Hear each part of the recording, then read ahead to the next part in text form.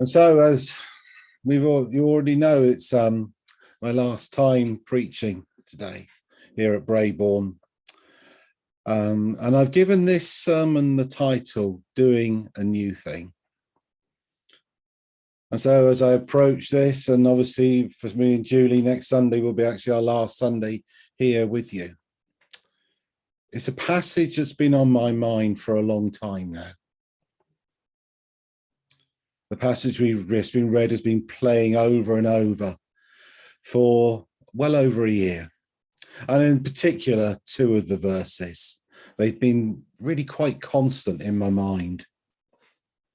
They've been there throughout this time of the pandemic. They were there as I entered the settlement scheme. And they're there as Julie and I prepared to move to Nottingham. But before we look at these verses and look at why they've been on my mind, it'd be good to remind ourselves of the context of the passage. Though the words of this prophecy were given to Isaiah some 700 years ago. And of course, they were words for a particular people living at a particular time. Not for the first time, God's people are in captivity. And this time it's to the nation of Babylon, which has enslaved them. But now God has words of hope for them. In the passage, God tells the people that he's going to deliver them from the Babylonians. They know for themselves how he saved them in the past, and they will be witnesses to what he's going to do in the future. They are his people. He chose them. He set them apart, and he will deliver them because he loves them. But how's he going to do this? In verses 16 and 17, he reminds them of what he did in the Exodus. There, God demonstrated his power over both kings and nature when he parted the waters of the Red Sea, allowing his people to safely escape from Egypt. And then when the pursuing king came after him with his army, when they tried to do the same thing, the waters rushed back and were told they were all drowned. But then suddenly in verse 18, he tells them, forget all that. Why would he do that? We can imagine the people getting all excited about God saving them through some amazing miracle, and wondering whether it might be a sort of reenactment of what happened at the Red Sea. Is he going to raise someone up in their midst who will divide the waters of the river of the Euphrates so that they can all cross over? And then when the army of Babylon follow, the waters will come flooding back and they will all drown. That would be amazing. And of course, something that they knew God could do. And of course, there was a comfort in that, isn't there? Because as human beings, we like things to be predictable and neat and tidy. But that's not God's way. There's nothing predictable with God, not like the gods of the Babylonians. He is the creator who loves to do things in new ways. So where before he made a way through the sea, this time he'll make a way in the desert. In language that's reminiscent of previous chapters of Isaiah's book, God promises to transform the desert, created through arrogance and false trust, the place where the unclean animals live, into a place of water and streams, where his chosen may have all that they need. And as a result, his people will bear witness to who he is. They will proclaim his praise. And what God promised would indeed come true. But of course, those words are rich with symbolism. And as we know, much of Isaiah's book foretold the coming of the Messiah. And so in that sense, the words go far beyond the people being saved from the Babylonians, but to speak of the salvation that will come to all through Jesus. And in the streams, we have a picture of the outpouring of the Holy Spirit, who will bring fruit in the wilderness of the human heart. So why have I chosen this passage for today? What is it that I believe speaks to us so strongly? Well, to answer that, I need to turn to the two verses that have constantly been on my mind over this past year or so. And they're verses 18 and 19, where we read, "Forget the former things. Do not dwell on the past. See, I am doing a new thing. Now it springs up. Do you not perceive it? I am making a way in the wilderness and streams in the wasteland." I truly believe those words of prophecy, spoken all those years ago, are just as prophetic for God's church today. They are just as prophetic for Julie and me as we move to Nottingham. And they're just as prophetic for Brabourne Baptist Church as it steps into the future. Back on the 10th of May last year, I spoke on the subject of living in the borderland, which was based on the account of Joshua and the Israelites as they waited to enter the promised land years after being in the wilderness. They were at a crossing over moment as they waited to cross the Jordan, where God would lead them into new territory and do a new thing in their lives. There would be no going back as they left what they knew behind and stepped into the unknown. And as a people, they would never be the same again. It would have been all too easy to just stay where they were, as what they'd known for years. But that wasn't what God had in mind for them. And as I said on that Sunday nearly a year ago, and I still stand by it now, I firmly believe the church is at that Abba moment, a crossing over into new territory moment. We still don't know exactly what's coming, but the opportunity is there to cross over into something new, something different, and not just to clamour for what we've known and done before. That's certainly how college encouraged us as students to approach the subject of settlement.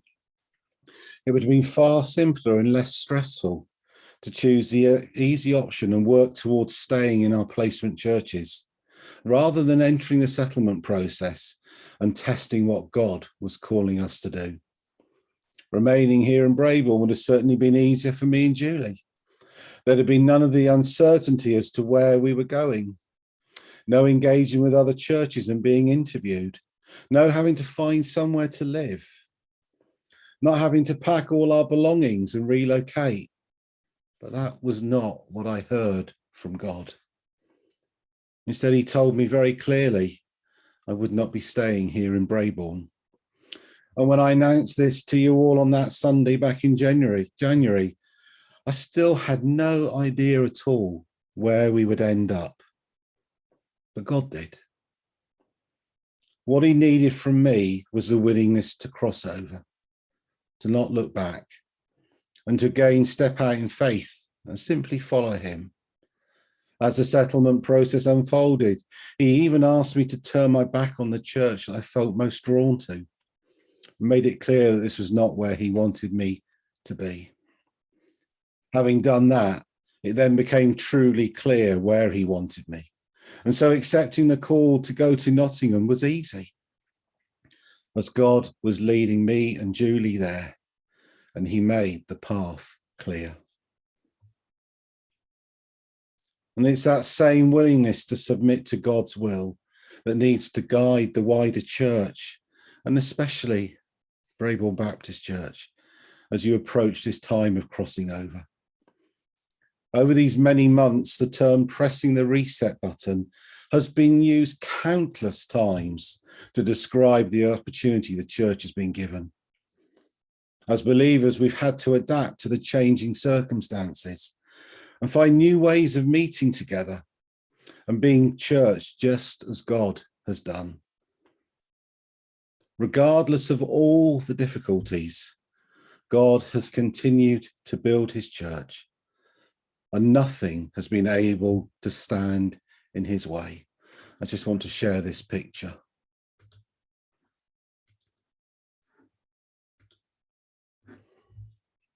Give you a moment. You may have seen it. I don't know. It came out very, very early on into the pandemic. And I remember it very vividly when I first saw it. I appreciate not everybody's in front of a screen, but here we have a picture of the devil looking at the world with God and claiming that he closed all the churches. And yet the exact opposite had happened, as God had opened new ones in homes across the world. It's just as Jesus said when he told Peter that he would build his church, and the gates of Hades will not overcome it. God, during the time of this pandemic, has done a new thing and made a way for us in the wilderness. That being the case, why would we want to go back to what we had before? And why would we think God would want us to do so?